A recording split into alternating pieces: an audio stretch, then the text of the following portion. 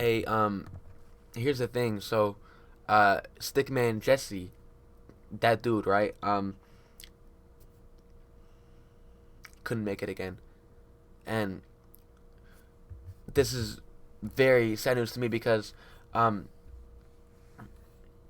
I enjoy talking to him, and it's better for you guys too.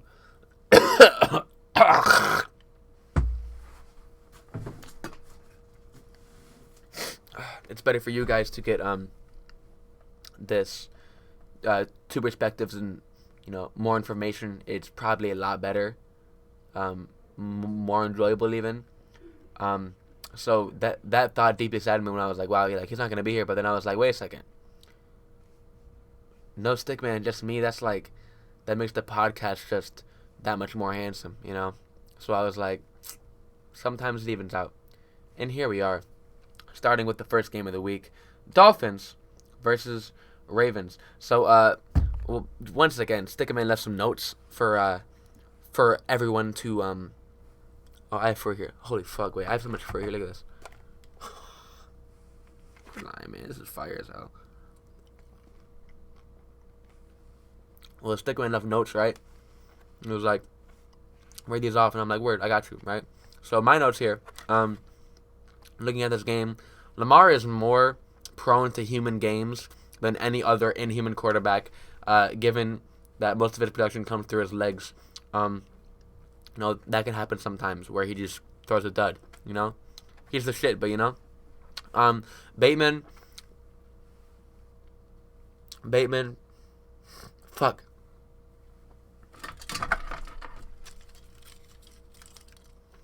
This is Watkins. This is Bateman. Bateman's greater than, right? There's that.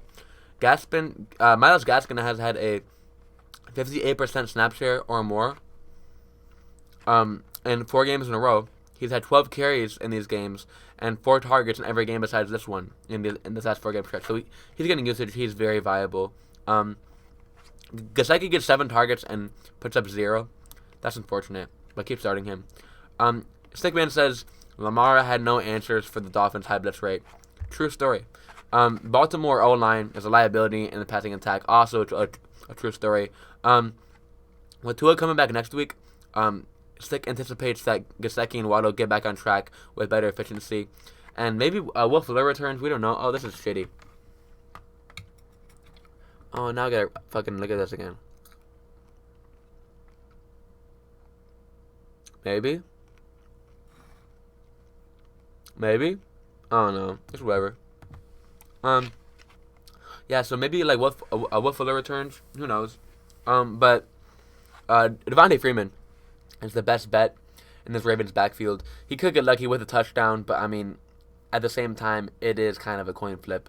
Rashad Bateman is viable, like I was saying, along with Browns and Andrews. So there we go. Moving on to here. Actually, I'm gonna do this. This was a very good idea. I'm proud of this idea. I can just do this. Let's fucking go. Oh, by the way, arguably the best Hitler wears Hermes tape. Crazy. Anyways, Buffalo versus the Jets. Zach Moss's usage is way down. Okay, his snap share is decreasing. He had no targets last game. Devin Singletary is seeing more usage. Okay, and then Matt fucking Breida. I don't know what goes on there. That's just unfortunate. This backfield's kind of a mess. Singletary and Moss are both like startable if you're very desperate, but increasingly less confidence in Moss as the season progresses. Is what I'm saying here. Michael Carter is he gets 6 more targets and 16 carries. He's a fringe top 15 play going forward every single week. Corey Davis is back as the top dog. Elijah Moore is viable, and Stickman says agree. Stephon Diggs has 13 of the team's 28 targets in his coming out party. Shouts out Stephon Diggs. He's still a wide receiver one and a high-end one at that because he's kind of that guy. He was waiting to have this game all year, and then he finally did.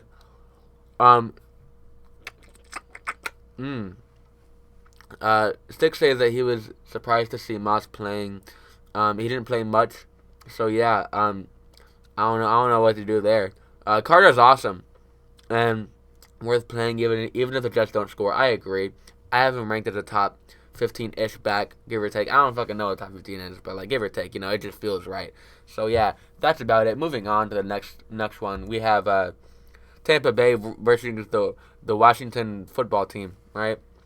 So as we all projected, Leonard Fournette leads the team in targets with 9, starting every week.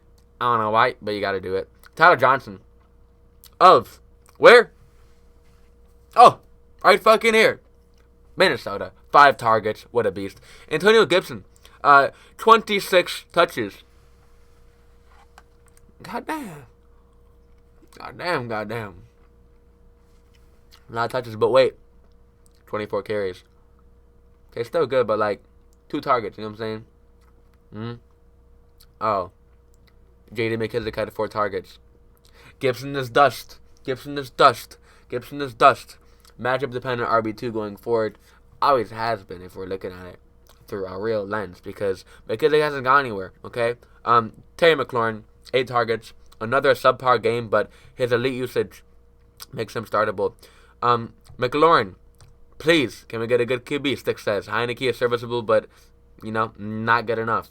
But McLaurin, still, fringe top 15 receiver, because he is going to have a 20-point game, a 30-point game, a 40-point game. Going forward, at some point, you got to keep playing him. Gibson must be feeling better after the bye, Stick says. No concerns for the shin. I say, fuck Gibson. Tyler Johnson got work, but a poor game overall because the Bucs kept his ceiling. Tyler Johnson is a stud, by the way. And once again, Stickman says Leonard Fournette is still the lead dog on a good offense. Better days to come. I agree. Atlanta versus Dallas. 1 second here. Let me cue this and put this in.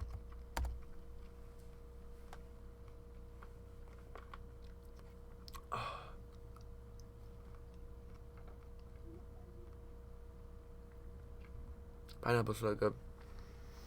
Atlanta versus Dallas. Wait a second.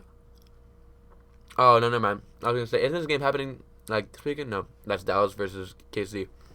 Anyways, Matt Ryan is so bad, and Pitt still gets 7 targets and double-digit points. That's kind of the story. Patterson kind of got fucked over. Wayne Gallman, I don't know why he got work over Mike Davis. Who knows? Dallas is very, very good. They are what the Chiefs wanted to be before they figured it out, I think. I don't know. CD is just far superior to Amari Cooper. This wasn't a question, but, like, he just is, you know? Tony Pollard gets 7 targets and has more yards than Zeke and is more efficient. But, once again, it's kind of an outlier in the grand scheme of things. I don't see him going forward. Yeah. Atlanta had no answer, Stick says. Core leaves with an ankle, and that's all she wrote. Core is actually out tonight. I'm recording this at like 6 o'clock Central Time right now. Game's in like an hour. Core's out for Thursday Night Football, if you were wondering. Crazy. Pitts is good, but Ryan doesn't force the ball to him, so massive target's probably not coming until Matt Ryan is gone. Stick says, Pitts is the only trustable asset outside of Cord who may miss next game. I agree. Pitts is going to be a stud, but yeah, I mean, what else can you do when your team is that bad, right? Come on. Moving on to the next one here. Boom. What is that here? Alrighty. New Orleans versus Tennessee. Tennessee on a 6-game winning streak. Entire offense is cancerous, though, right? 5 players got to carry, right? Check this out. 5 players got to carry. Ryan Tannehill was the only one to score. Check me out there, ready? 11 players caught a pass, but Michael Pruitt was the only one to score, and Marcus Johnson was the only one to clear 100 yards. Shitty. Shitty in one word is how I'd say it. The Titans can do no wrong, Stick says. He also says New Orleans' offense was ugly, but I expect Mark Ingram to get immense volume going forward as Kamara potentially misses another game, which is probably going to happen next week. Alright? So once again, moving on to the fucking barn burner that was Jacksonville versus Indy. Jonathan Taylor. a touchdown in 7 straight games. A season high 84% snap share. 16 plus PPR points in every game since week 4. And 20 plus PPR points in 6 of the last 7. He is the RB1. Christian McCaffrey, I don't want to hear it. It's JT for me. JT is playing too well and too much for Hines to be considered viable. Michael Pittman is a weekly wide receiver 1. This is his floor. J-Rob picks up right back where he left off then. 5 targets, 12 carries. Jamal Agnew. Check this out, right? He has 5 targets for 0 catches. He puts up a big 0 in the receiving department, because in the rushing department, 3 carries for 79 yards and a score. Wild. A season high 76% snap share for him. Maybe viable going forward. He has 10 PPR points in 4 of the last 5 games. Dan Arnold is averaging 7.4 targets in the past 5 games, and his usage makes him a low Untitled 1. Stickman says Pittman and JT are fantasy studs for the next couple of years. I have the hiccups. I need some more fruit.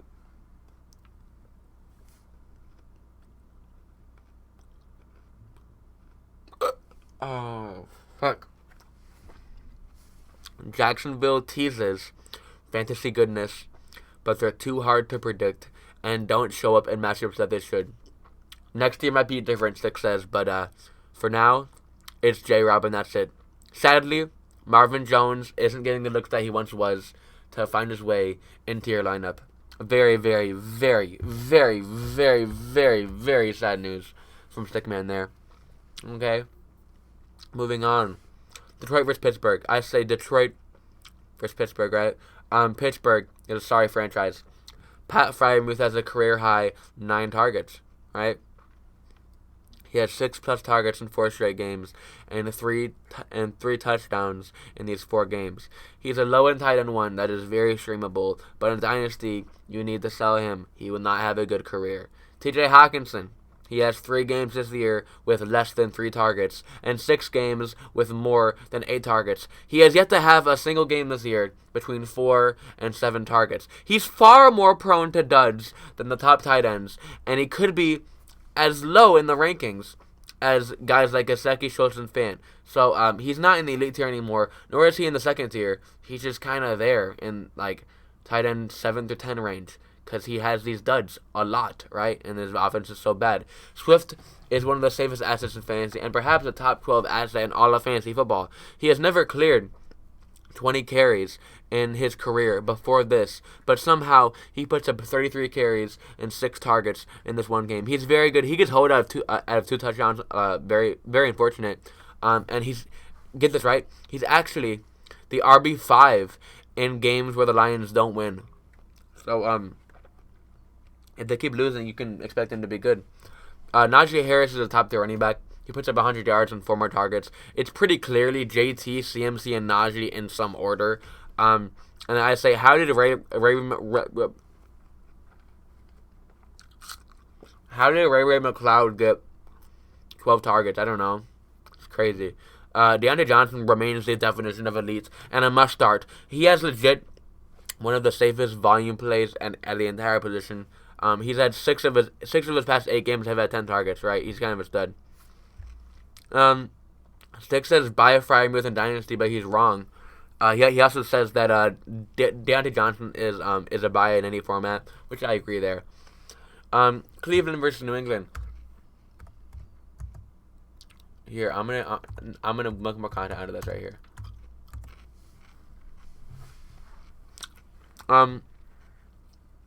Cleveland versus Indy. I said Hunter Henry is insane right now. He's a tight end 4, and he has 7 touchdowns on 42 targets this year. He's definitely a tight end 1, but if you can package him for a guy like Darren Waller, I would do this. Because this is very unsustainable. You don't score a touchdown every 6 targets usually. Do not get it twisted. Damian Harris is an elite talent. That being said, running backs don't matter, so Ramondre Stevenson bum ass can look good. Expect Damian Harris to be the lead back tonight, okay, because he's elite. Yeah, keep playing him. Jacoby Myers, smiley face. He finally scored. And I said God, the Browns were bad, and I said, God, the Browns running backs are going to be sick no matter who it is. All right? Stickman says, Mac Jones is a stud. He's a stud. That's never going to be elite in fantasy. I agree. Very streamable, though. Stick says. Harris coming back Thursday. Play him. He says all weapons are startable versus Atlanta. In Stick's opinion, Aguilar, Bourne, Henry, Harris, Stevenson, all those guys. Baker is a loser. And I hope he starts practicing football as much as he practices his acting, Stick says. That's a funny one. Moving on. Let's go to side B.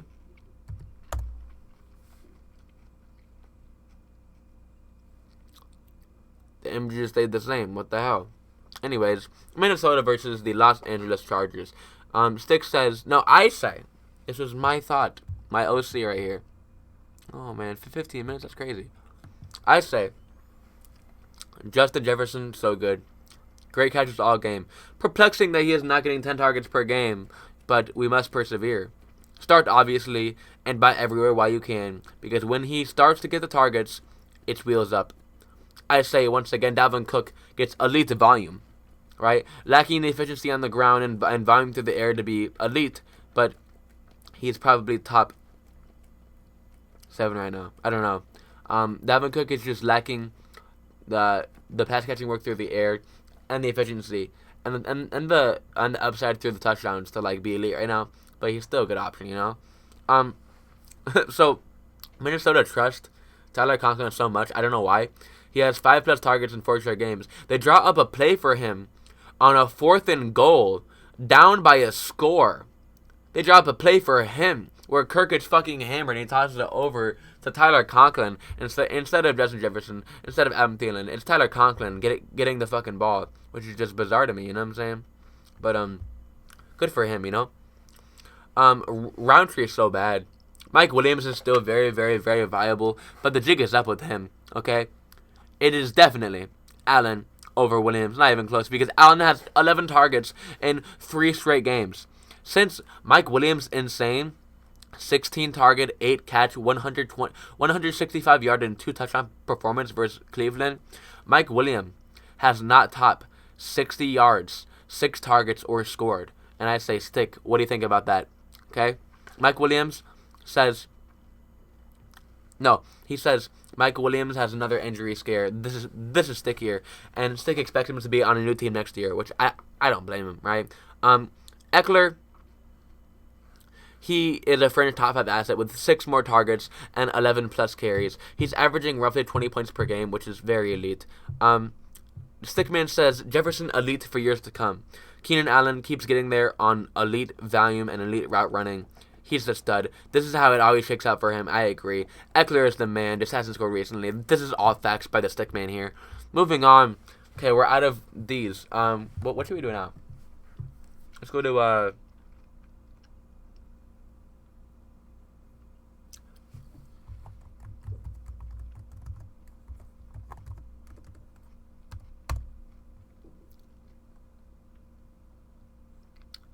Chris Crack. Fuck. Bro, pineapple don't miss, bro. This is fire. Moving on. Carolina versus Arizona. I said Cam looked fucking incredible at the goal line. It's a perfect goal for him, okay? It's perfect, right? Honestly, this is a throwaway game for Arizona because Colt McCoy was, like, awful. But even with a 3-down Colt McCoy, James Conner still puts up a score and 4 targets. He's that guy. Christian Kirk is quietly a very consistent wide receiver too. 5+ targets in 6 straight games on a great offense. Stick says yes, toss away this game entirely for Arizona. But he also adds that Cam coming in is very good for Christian McCaffrey. So there's that. I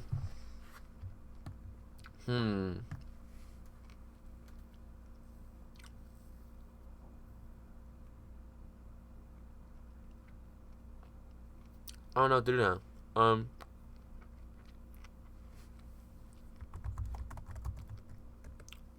They don't have beef anymore, watch. Bro, they squashed it, bro. Bro, they squashed it. That's crazy. Philly versus Denver.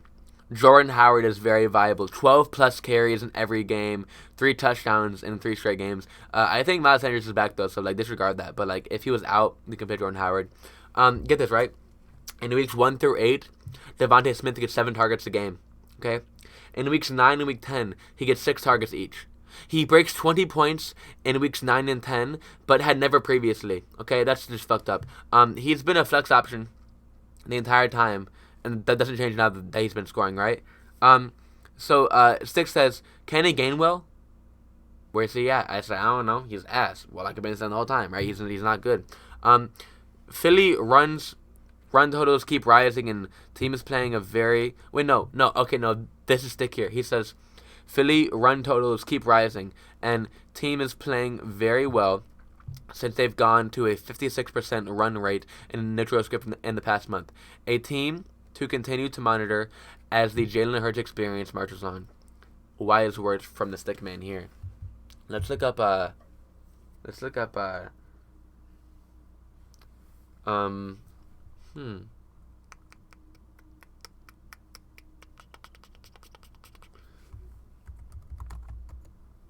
Yo, no, I fucked it up. Bro, how do you spell it? Like that, right? Yeah. Okay, I was gonna say. I'm a dummy, stupid dummy. Moving on. Seattle versus Green Bay. I say throwaway game for Seattle. This is just kind of weird. I said also that AJ Dillon is a true RB1 in the absence of Aaron Jones with the sprained MCL. He's been competent in the passing game. Okay.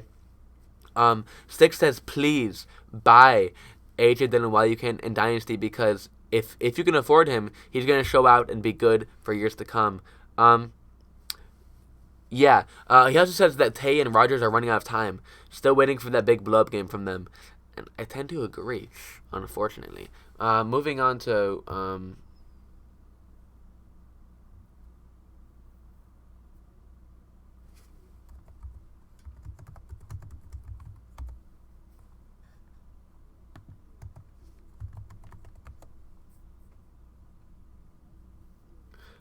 Yes, yeah, look at this shit right here.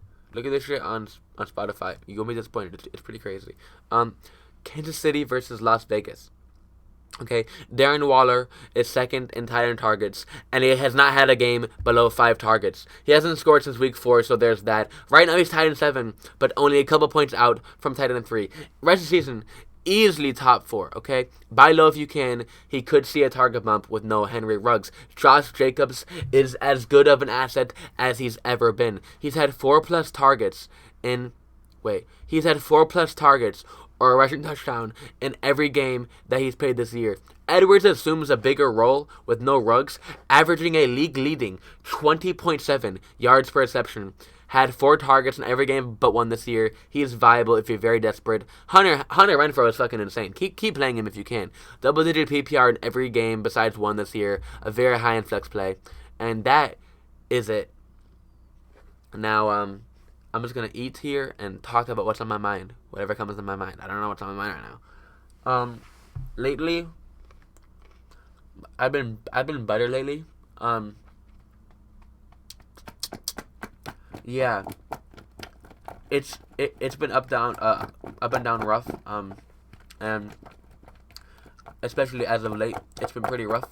But I'm figuring out, no, I'm not figuring out anything. I'm experimenting with like new ways to try to like bring myself up, you know what I'm saying, out of that. Whether it's like a mindset shift or just like something I'm doing in a day.